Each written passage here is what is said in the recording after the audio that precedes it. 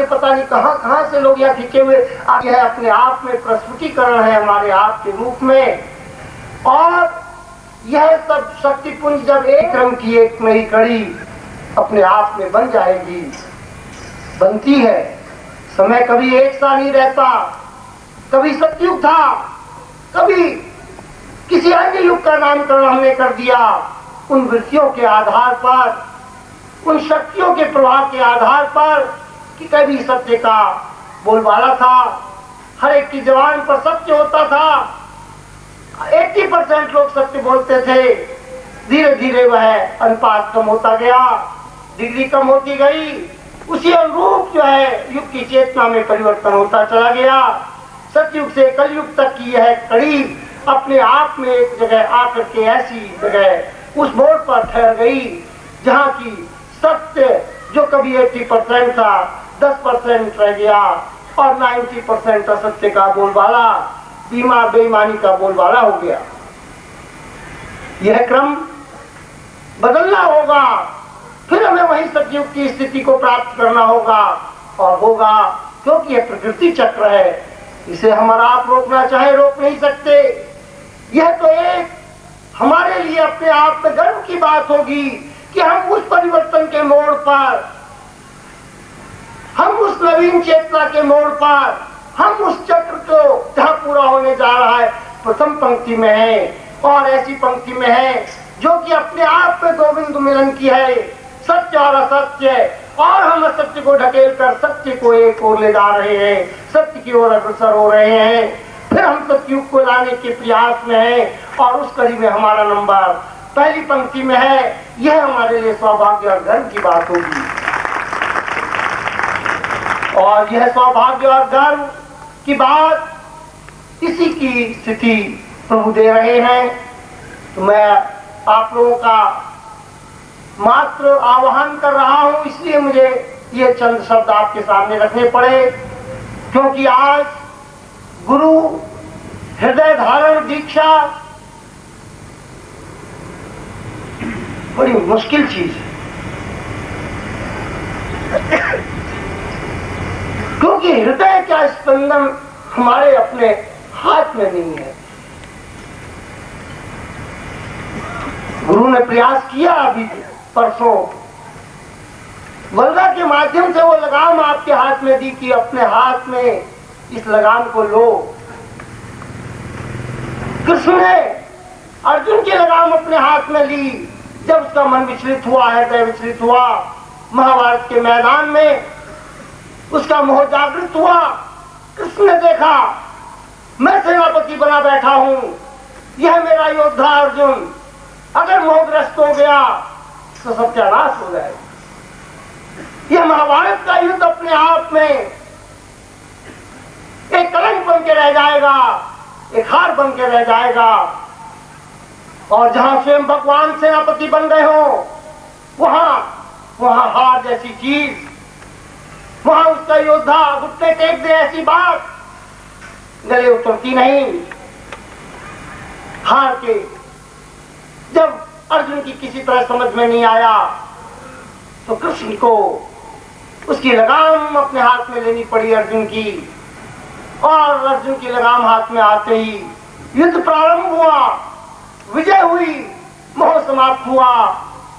ऐसा ही कुछ आज की दीक्षा के बाद की स्थिति है कि हम भी अपने मन, अपने हृदय के स्पंदन की लगाम गुरु के हाथ में सौंप दें कि गुरुदेव आप जब हृदय में बैठ ही गए हैं, आपने जब हृदय में गुरु धारण दीक्षा दे ही दी है, तो फिर अब न हमारा मन, न हमारा हृदय स्पंदन, न यह शरीर का परकोटा, यह कुछ भी अब हमारा नहीं है, अब आपका है।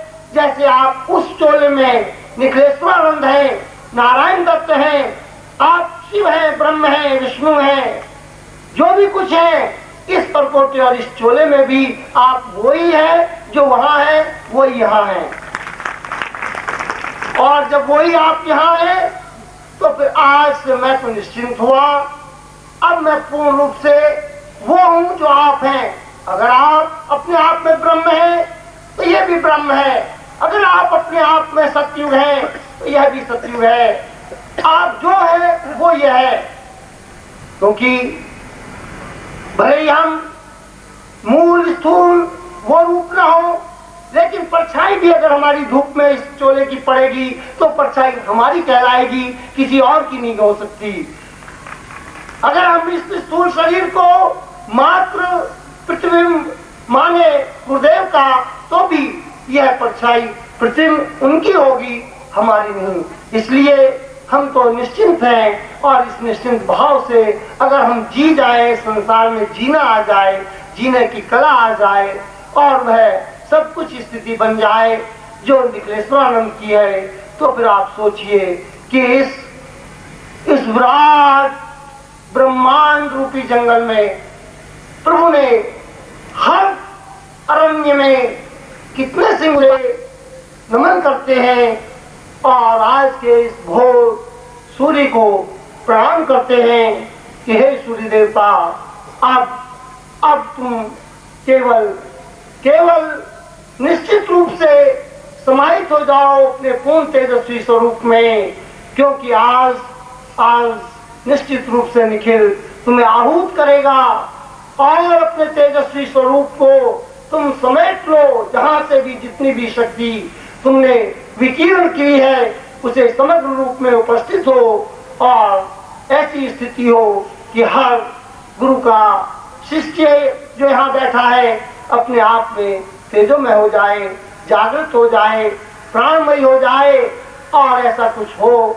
इसलिए के लिए हम नमन करते हैं उन सब ऋषियों का, उन सब देवताओं का, उन सब योगियों का, उन महात्माओं का जो बैठे हैं सिद्धाश्रम में बैठे, और ऐसी ही आपकी वाणी है, और आपकी वाणी असत्य होती नहीं, ऐसा आपका संकल्प है। तो उस संकल्प के आधार पर हम निश्चित रूप से हम भी संकल्प लेते हैं कि जो आपका संकल्प है वह संकल्प सत्य होगा, और हम उस सत्य के लिए निश्चित रूप से अपने आप को तैयार रखे हुए हैं। आप संकल्प बोले, उधर संकल्प साकार हो, आप आवाज दें, उधर हमारे पैरों में गति हो, आप मंजिल की ओर दृष्टि करें, इंगित करें, और मंजिल हमारी तरफ दौड़ती हुई आए, और उधर जो है सौभाग्य खड़ा हो, निश्चित रूप से जगदम्बा के रूप में वरमाला लिए, और वह आपके एक भ्रुकुटी संकेत पर माला लिए दौड़ती वर्ण करे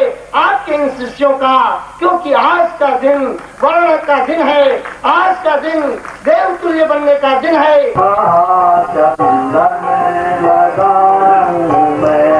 तुम हो निर्लेप नारायण, चंदन उसको अगर दीपक दिखान में वहाँ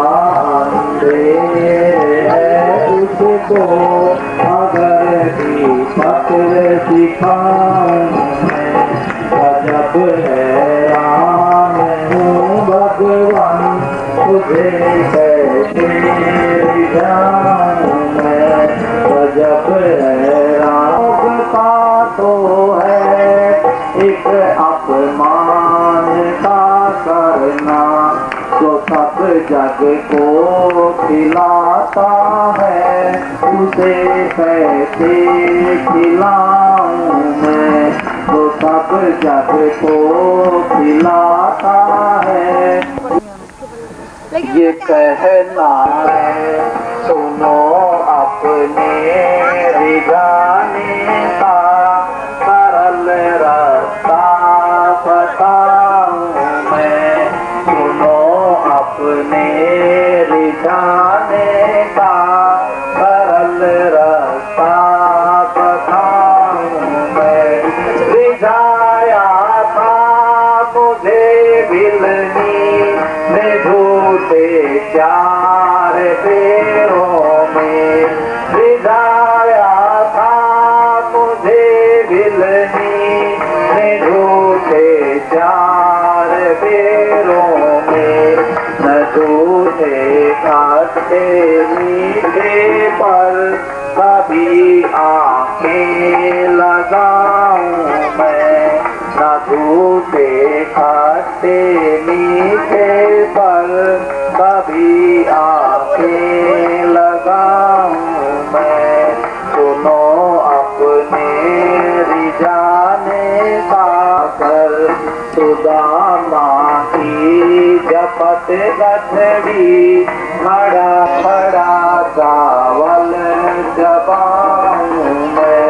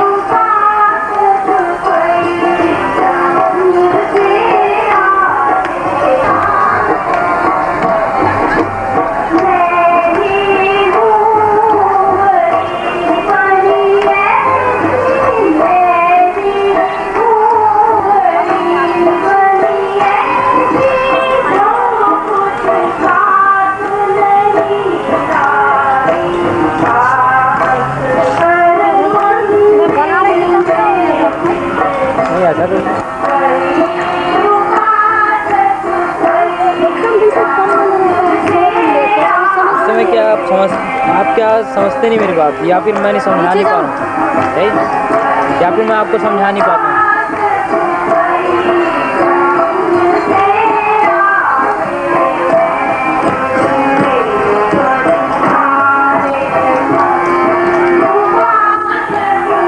आने वाले हैं, इतना ध्यान रखिएगा, जो भी काम करें जो जल्दी हाथ चलाएं तो